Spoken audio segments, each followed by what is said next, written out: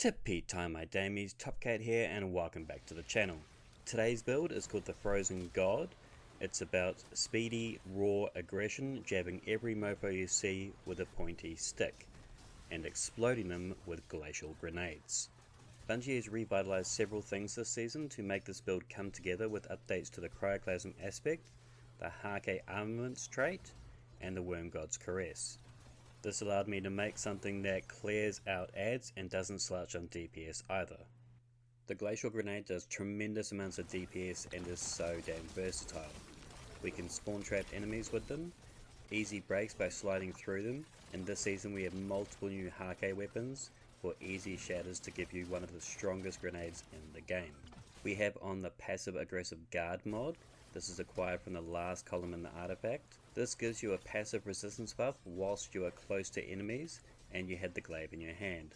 This makes you a lot tankier when taking out hordes of ads, mages, or face to face with those bosses. Our exotic, the Wormgod's Caress, now works in conjunction with our glaives. Its perk, melee kills increase melee damage for a 5-second window. Additional kills extend duration and increase effect for a damage multiplier of 3x. I'm so happy that Bungie have changed this, as its easy use now makes glaives oh so very potent. Glaives are becoming more and more popular. The power to be able to just tank damage with the shield is so strong, and then just rush in and jab. This is not to be underestimated. But also you have a ranged weapon in your hands without having to swap from this weapon to that weapon, then this weapon, then that weapon. This is just invaluable. In this season we were given the new glaive, Judgment of Kalgroth. This is seriously strong and I would highly recommend using it for this build.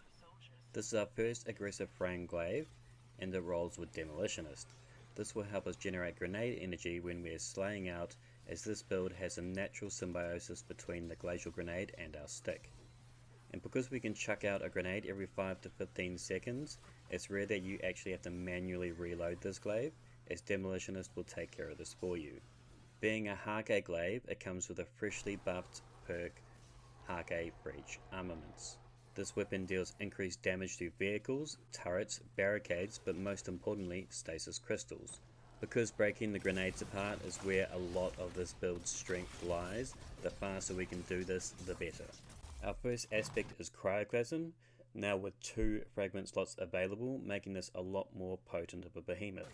After sprinting for a short time, you are enabled with a stronger and more powerful slide. Sliding into glacial grenades shatters them and any frozen targets. Whisper of Torment, you gain grenade energy each time you take damage from targets. Whisper of Shards, shattering a stasis crystal temporarily boosts your grenade recharge rate. Shattering additional crystals increases the duration of this benefit. Sometimes when you're sliding through your grenade you might knock out the middle. You get that dreaded 7-10 split, but you can still shoot those sides and this will help extend the duration of Whisper of Shards. These 2 fragments together massively expedite your grenade charge, allowing you to spam out grenades for some fat DPS. Tectonic Harvest aspect, shattering stasis crystals creates stasis shards. The shard grants melee energy when picked up by you or allies.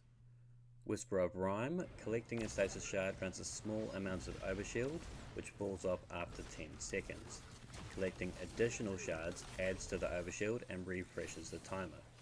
Whisper of Fishes increases the damage and the size of the burst when you shatter the crystal, or defeat a frozen target.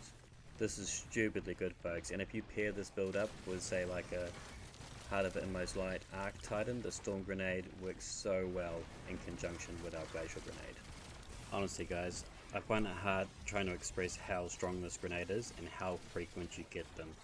I mean, there's like 1 second, 3 seconds, 5 seconds, it all depends on those shards, but I'm getting them super quick, faster than my Arc Coil Titan teammate, and it's just so good. The Glacial Quake is a superior super in my opinion.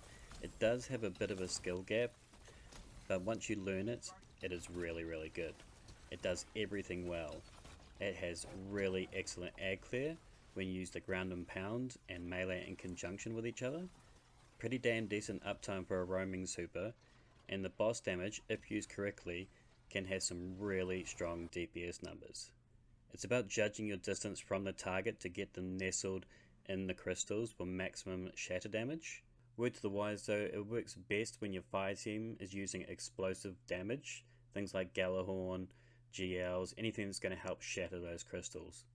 For our mods, we're using elemental shards. Stasis shards count as elemental wells for you. Elemental charge, become charged with light when picking up a well, aka shard.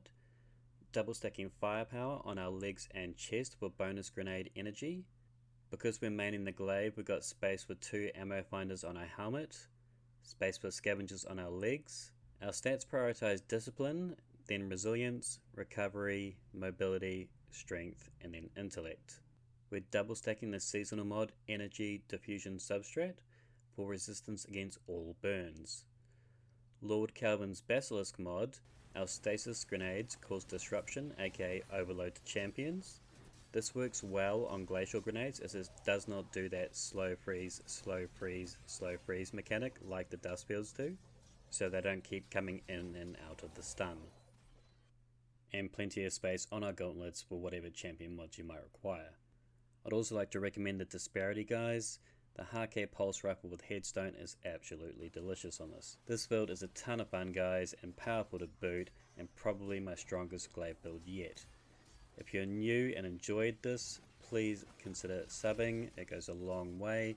Ring that bell for weekly build ideas. I'll leave a dim in the description. Smash that thumbs. If you've got any questions or suggestions, feel free to leave a comment down below, and until next time, tippy tie my damies, what a tie. Bottom of everything, he's the most tip top cat.